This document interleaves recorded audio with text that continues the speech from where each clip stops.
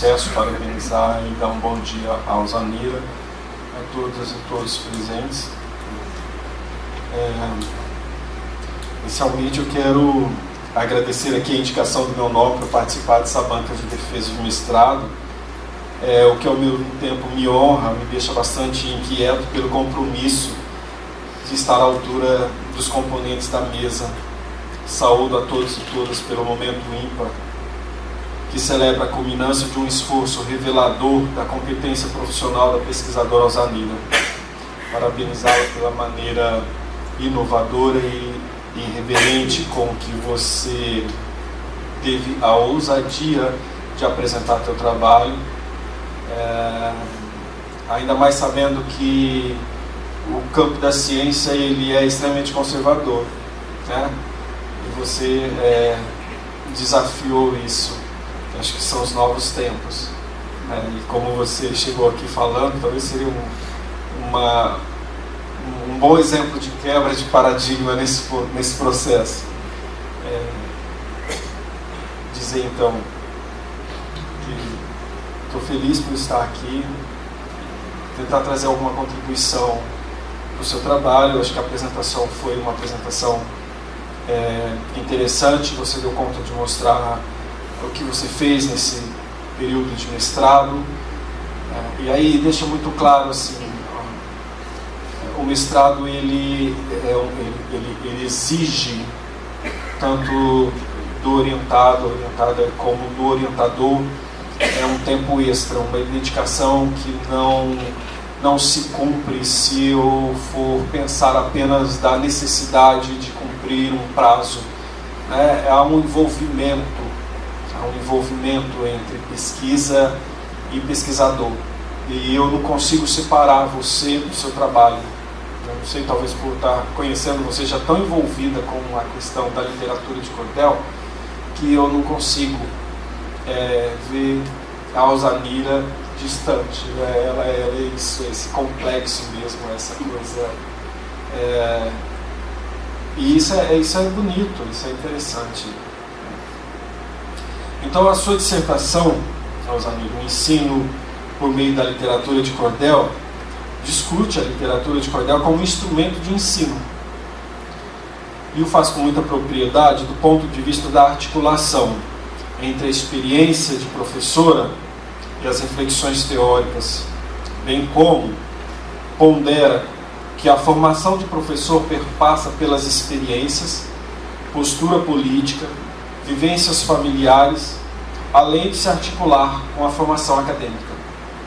E isso você tenta demonstrar em todo o seu trabalho, quer dizer, na leitura que nós vamos fazendo do início ao fim, você está tecendo, costurando isso, é o fio de Ariadne, se desmancha e volta, se desmancha e volta, e sempre nesta perspectiva.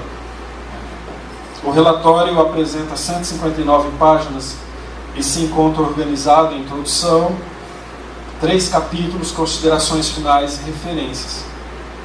A introdução do trabalho faz uma contextualização sobre o tema da pesquisa, situando as condições de produção do trabalho, abrindo a perspectiva de que a literatura de cordel está na história de vida de professor da autora. Ela se faz presente na tua formação, em todo momento, e isso você procura demonstrar no trabalho. E aí no primeiro capítulo você entra com essa proposta mesmo, a sua escrita tem essa preocupação, né? Então você fala da história de vida profissional da pesquisadora como um registro das reminiscências pessoais e profissionais, lembrando lá do teu primeiro processo de ensino, como é que se deu, foi familiar. Ali começa talvez a despontar a profissional e qual é a profissão com a qual você estava se identificando, e acredito que todo professor, em um determinado momento, ele se vê neste contexto com o qual você explora bem ali no primeiro capítulo. E isso aparece com toda a força, marcando as lembranças da pesquisadora no que se refere à sua formação. O segundo capítulo, você apresenta as contribuições da literatura de cordel para a prática pedagógica dos estudantes de licenciatura do IFAM. provocando a reflexão sobre a educação, que ultrapassa os valores da sociedade cartesiana, como você bem colocou. Apresenta a literatura de cordel como uma interface entre a educação, o lúdico e o informativo, além de se constituir uma ferramenta para o estudo do gênero narrativo. Literatura de cordel. O terceiro capítulo, a literatura de cordel no portfólio, síntese das vivências, apresenta o produto deste mestrado profissional. Inicia com uma exposição do conceito de mestrado profissional e de formação permanente, demonstrando, ancorada em Bernon, a importância da formação de professores a partir de 5 eixos. Primeiro, a reflexão teórico-prática sobre a prática. Segundo, a troca de experiências entre pares. Terceiro, a união da formação a um projeto de trabalho. E o quarto, estímulo crítico ante práticas profissionais e sociais. E o último, a inovação individual que conduz à inovação institucional. Quanto ao trabalho com o portfólio, o produto desse mestrado, o texto traz a discussão deste como uma tendência inovadora ante os processos de aprendizagem e avaliação. Pelo menos foi o que eu percebi, aí eu até acessei porque você coloca ali o endereço, eu falei, vamos conhecer isso, como acontece na prática, na web. Você defende a ideia de que o portfólio é marcado pela apresentação e pelo visual. Pode ser utilizado como ferramenta de trabalho do educador em qualquer nível de ensino, independentemente se for divulgado em um suporte online ou fisicamente. A construção do portfólio segue a tendência de uma página da web, com diversos links que orientam o leitor e oferece a possibilidade de conhecer o trabalho de maneira organizada. A dissertação apresenta considerações sobre a história de vida na formação da pesquisadora, com o objetivo de refletir sobre a sua vivência como professora e a possibilidade de socializar a sua metodologia de ensino com a literatura de cordel com outros professores.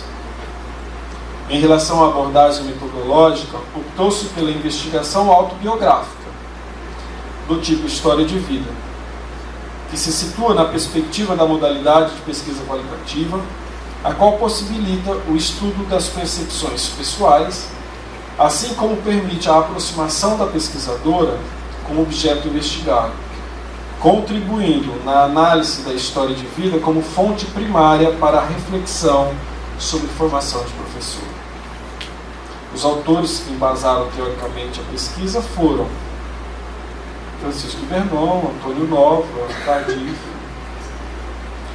O relato analisado está relacionado ao objetivo do trabalho. O instrumento utilizado na investigação são relatos escritos pela e da autora, com uma relação entre estes e o produto do mestrado. Então você consegue fazer essa articulação entre produção acadêmica e produto. No entanto, você poderia apresentar um link lá no portfólio com uma discussão acadêmica a respeito do que você vem trazendo, que é a literatura de cordel no ensino. Eu senti falta dessa questão, né? Outra questão importante quando você fala lá no terceiro capítulo sobre o portfólio, e que a professora já aqui na mesa explorou muito bem, eu senti falta do lúdico, né? Porque você tem essa capacidade, você gosta de trabalhar com isso. Assim, eu, por exemplo, sou mais sisudo, os meus textos são mais secos, né? Mas você não, você tem esse dom. Acho que você deveria explorar isso ainda, aproveitando aí a literatura de cordel, aproveitando essa possibilidade de aí tornar o texto mais agradável, assim, mais fluido. Essa é uma questão que você poderia explorar. Eu acho que sabe? Dá essa leveza que você consegue fazer, né? Que poucos conseguem fazer esse diálogo entre a poesia e a ciência. E lendo o teu trabalho, eu me reportei a um texto que eu li há um certo tempo de um sociólogo chamado José de Souza Martins. Ele tem um livro que chama Subúrbio, onde ele analisa os subúrbios de São Paulo, e ali ele faz uma análise, tem um capítulo específico que ele analisa um processo criminal onde o trabalhador mata o patrão. Ele estava discutindo relações de trabalho e ele pega aquilo como fonte primária, mas você vai lendo o texto é tão envolvente que você não sabe, em determinado momento, se o texto é científico ou se é uma ficção policial. Mas a todo momento ele vai às últimas consequências e depois ele busca e fala, não, isso é ciência. Aí ele faz toda uma análise, mas ele consegue fazer. Esse é um dom, né, que eu vejo que você tem, você pode trabalhar, mas isso você tem essa capacidade de fazer, né? E o que me lembra também o clássico para nós historiadores, que é o Queijo e os Vermes, do Carlo Ginzburg, né? que é um livro também apaixonante, assim, delicioso de ler e me lembrou, a sua narrativa me lembrou um pouco essas experiências aí da ciência, e que vieram mesmo com uma proposta de quebrar nesse momento. A gente está nos anos 80, né? A ciência está em crise, e aí estamos em crise nesse momento na maneira de escrever, porque a ciência era uma leitura pesada, cheia de dados, um texto sisudo, cansativo, que te dava um sono, e aí surgem alguns historiadores, surgem alguns pensadores que vêm numa outra perspectiva, e aí a gente entra naquela discussão o que é ciência, o que é escrever no campo científico. Eu estou fazendo ciência ou estou fazendo romance?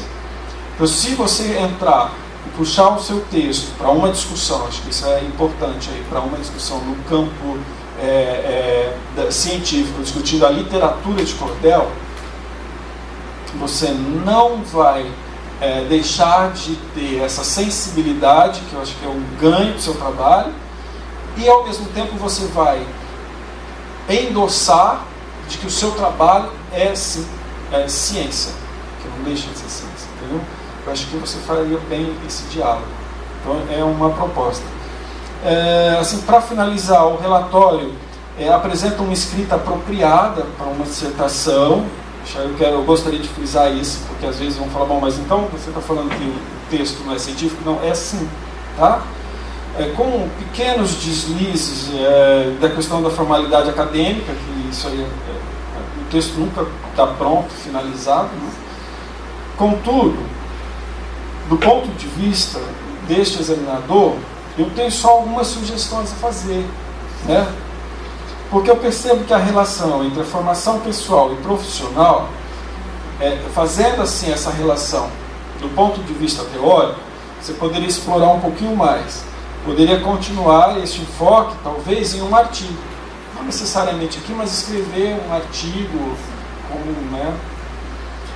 Alguns assuntos você lembra de maneira esporádica, você cita ali, como você citou o Mobral, a licenciatura curta, o supletivo. E são conceitos importantes no contexto da sua escrita, que vem da sua formação. Então, como o Mobral para mim está muito vivo, eu sou dessa época do Mobral, eu vivi essa experiência de ver como que a sociedade procurava isso, quer dizer, como é que era trabalhado isso pelo governo militar. Aí a gente acaba lendo um pouco isso quando Paulo Freire sofre todo aquele processo de perseguição, porque ele vinha contra essa ideia.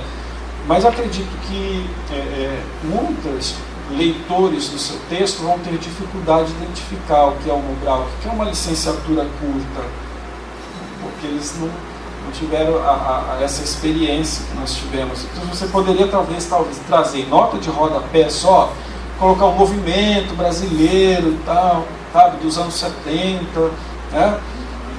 Identificando um pouco, se ele se interessar, ele que vai buscar, É o leitor que busque mais informações sobre isso. Os resultados do seu trabalho estão claros, mas poderiam ter explorado mais, como eu já coloquei. E você faz isso muito bem lá na página 47. Segundo parágrafo, você consegue fazer essa análise. Eu observo que poderia discutir o que significou para você, e aí foi uma questão minha mesmo. Eu vou perguntar para ela, do ponto de vista profissional, o que significou para você vir para Manaus, trabalhar num instituto que já tinha uma história desde 1900 lá da primeira década de 1900, 1909, 1910, eu não lembro agora a data de criação desse instituto, mas enfim, para mim isso foi muito significativo enquanto educador.